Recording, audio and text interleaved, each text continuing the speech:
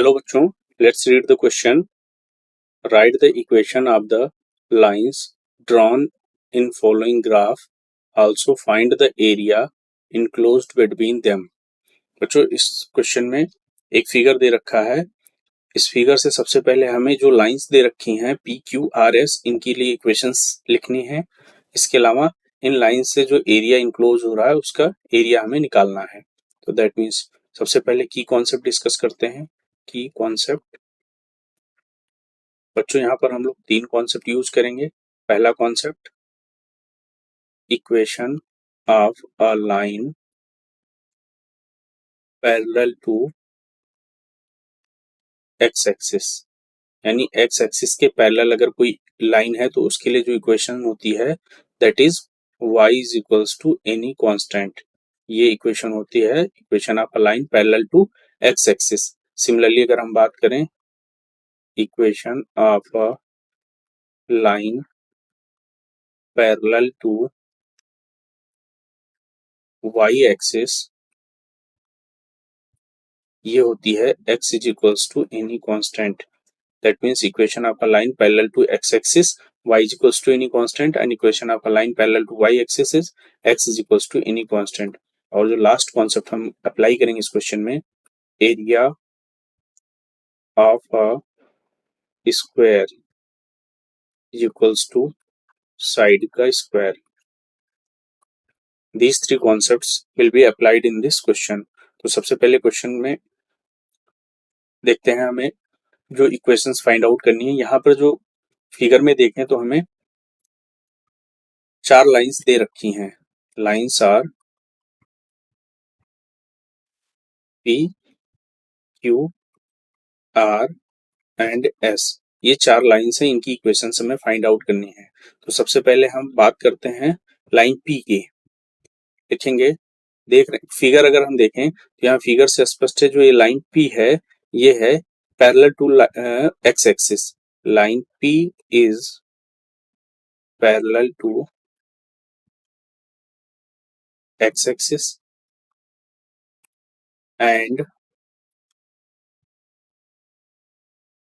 and cut the y-axis on y coordinate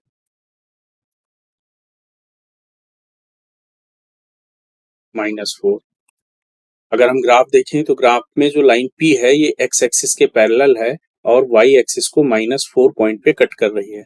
that means इस line का अगर हम इक्वेशन लिखें तो इस लाइन का जो इक्वेशन होगा, हमने अभी की कॉन्सेप्ट में देखा, equation of a line parallel to y axis, वो होता है x is equals to any constant. और equation of a line parallel to x axis वो y is equals to any constant होता है. तो अगर लाइन P की बात करें तो P जो है एक्स एक्सिस के पैरेलल है और -4 से पास हो रहा है. दैट मीन्स इसके लिए जो इक्वेशन हो जाएगा वो हो जाएगा simply y is equals to -4. This is the equation of line P. Similarly अगर बात करें हम लाइन Q की, लाइन Q इज पैरेलल. अगर ग्राफ में देखें तो लाइन क्यू जो है वो पैरेलल है एक्स एक्सिस के. Line Q is parallel to x axis and cutting the y axis at y coordinate +1 coordinate पे ये कट कर रहा है इसको. दैट मीन्स हम कह सकते हैं, तो अगर देखें तो ये 0, +1 होगा. 0, +1 तो लिखेंगे,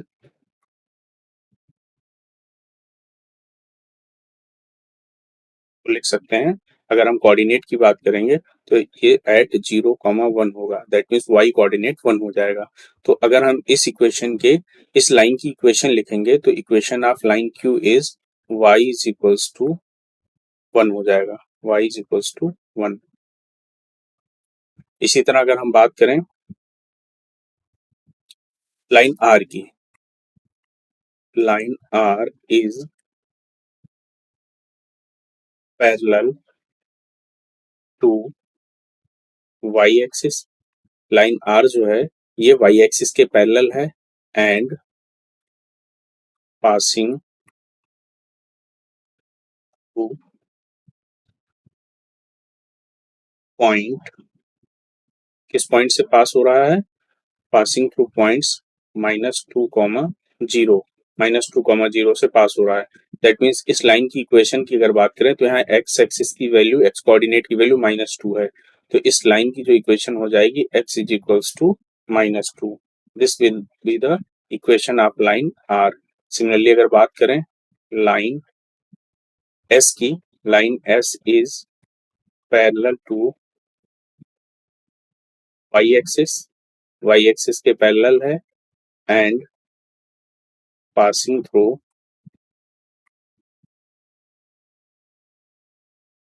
जो लाइन एस है वो पास हो रहा है .3, 0 से, .3, 0 से पास हो रहा है। दैट मीन्स यहाँ पे x कोऑर्डिनेट 3 है, तो इस लाइन s के जो इक्वेशन बनेगी वो हो जाएगी x is equals to 3। This is the equation of line s। तो इस तरह से जो क्वेश्चन का पहला पार्ट था, right the equation of the lines drawn in the following graph, वो हमने लिख लिया, चारों लाइन की इक्वेशंस हमने लिख ली। फर्दर अब हमें निकालना है also find the area enclosed between them. तो एरिया इनक्लोज्ड बिटवीन देम, अगर एरिया की बात करें तो हम रफली फिगर अगर बना लेते हैं तो यहाँ पर जो लाइन है कुछ इस तरह से है। अगर हम बात करें तो कुछ इस तरह से हमारे पास लाइन दे रखी है।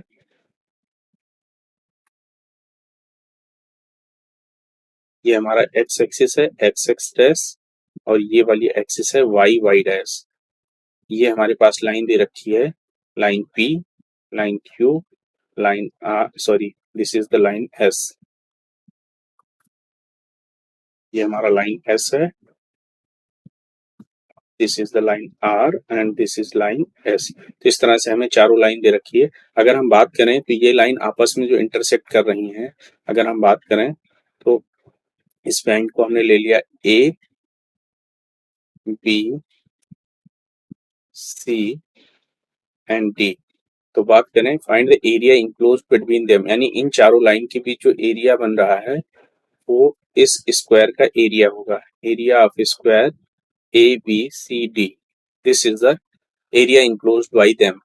तो अगर इनकी बात करें तो अभी हमने देखा कि ये जो बन रहा है स्क्वायर बन रहा है, क्योंकि अगर हम बात करें तो इस लाइन की जो इक्वेशन हमने लिखी, जो एस की इक्वेशन है, दैट इज इस लाइन की इक्वेशन हो गई x इज इक्वल्स टू 3, और r जो लाइन है उसकी इक्वेशन हो गई x is equals to -2।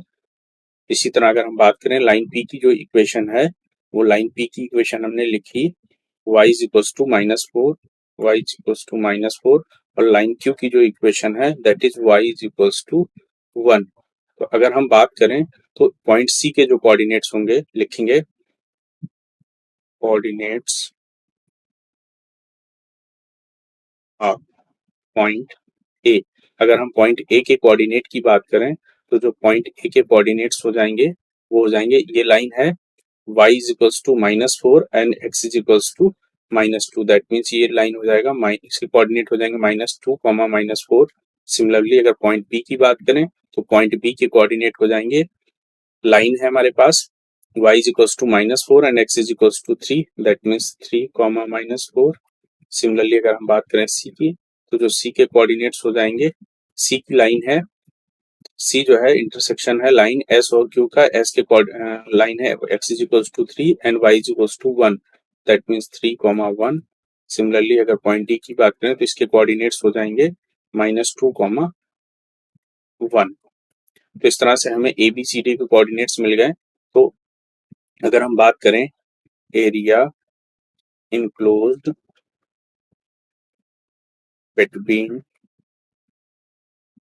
them is equals to area of square A B C D। इस पॉइंट को हमने टी लिखा है, ए B C T.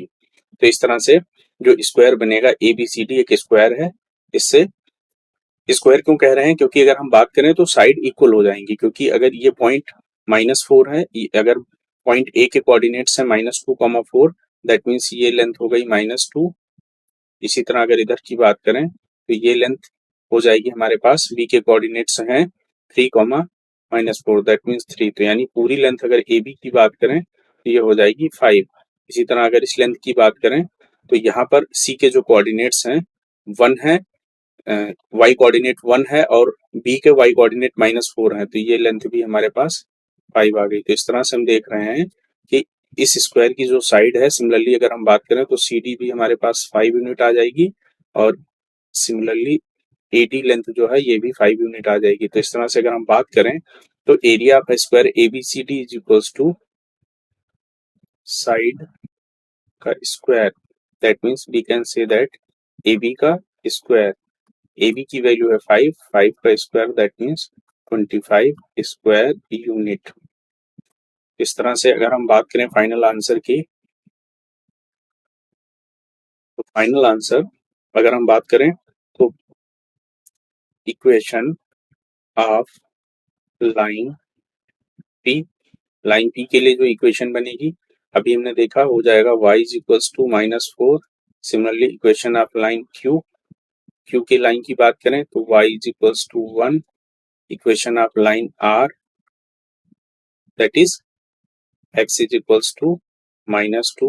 Equation of line S, x is equals to 3. These are the equation of line PQRS, and last one is area in enclosed